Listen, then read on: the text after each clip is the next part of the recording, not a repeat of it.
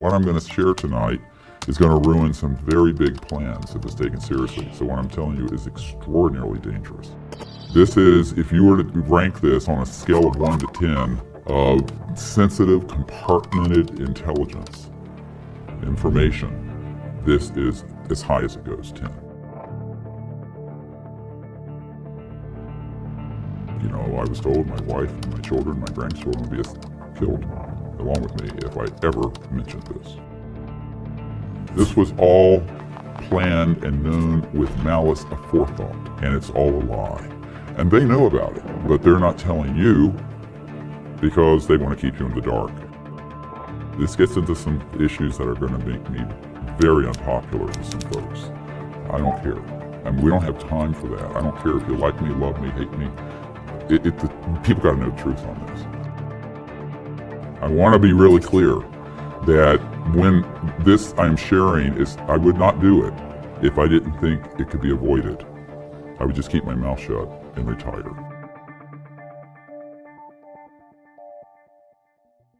What I want to share tonight is personally very difficult. And the reason it is that this issue and this presentation will be the most difficult one I've done in 26 years.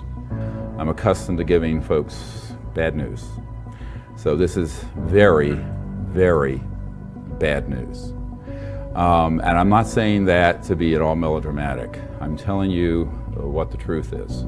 And the only reason I'm doing this is that there have been information coming in, pinging my system, indicating that we're getting closer to the hoaxing of events to stampede the world into something that would make and look like a picnic. And there are a number of signs that have been mounting on this issue over the last 6 to 9 months. And I'm gravely concerned about it. My philosophy has always been an ounce of prevention is worth a pound of cure. Because if we can do what we should tonight and get the word out about this, there's a chance we can avoid what I'm going to be discussing. So it's a bit like if you were to tell someone they have some signs for a massive heart attack and it's imminent and you can do some things right now, prevent it.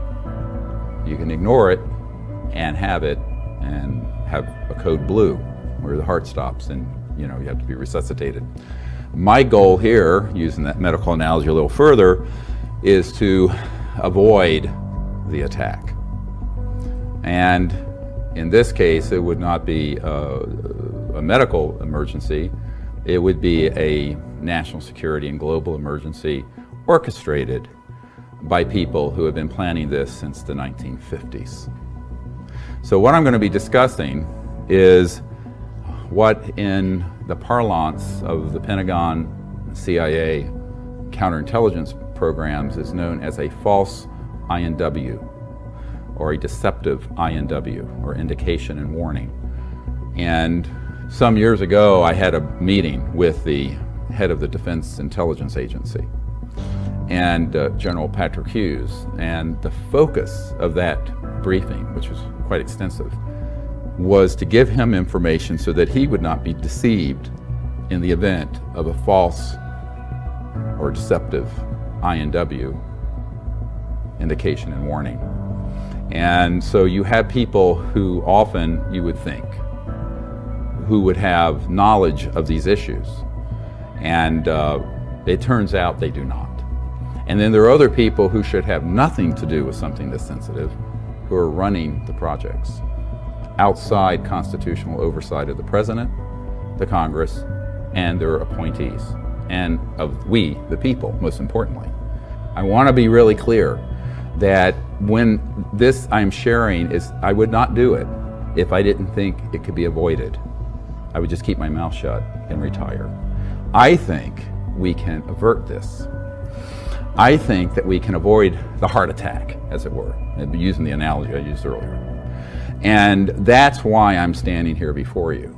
Otherwise, I would have given up on this in 1994 when I first learned of all of these issues. I have a gentleman who was the third highest ranking man at the Naval Research Labs, who prior to in the Vice President's office saw all the plans prior to it occurring.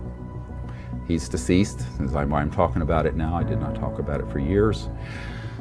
And he was told, he used to stay at my home. He said, look, I was told my wife and my children, my grandchildren would be killed along with me if I ever mentioned this. Now, the mother lode, the sort of the crown jewel of that kind of event is what has been planned assiduously since the 1950s. And that is a threat that would unite the world around a military junta, a militarism, that would put all of humanity together, but against one or more extraterrestrial races. Everyone thought, well, we're going to learn that lesson in Vietnam. We forgot it. And we had Iraq. We forgot it. So they let a certain amount of time goes by, the population becomes complacent, we have a very short-term memory on such things, and then they move another one forward. Now that plan, which they came up with in the 1950s, has been very carefully rolled out. And I was asked today by a gentleman I was meeting with, he says, when do you think they might do this? I say they began in 1950 something. It's already happened. It's already happened. The false flag has already happened. Now, not the crescendo moment, not the final act, all right? But acts 1, 2, 3, 4, 5, 6, 7, 8, 9, whatever, have already transpired. What do I mean by that?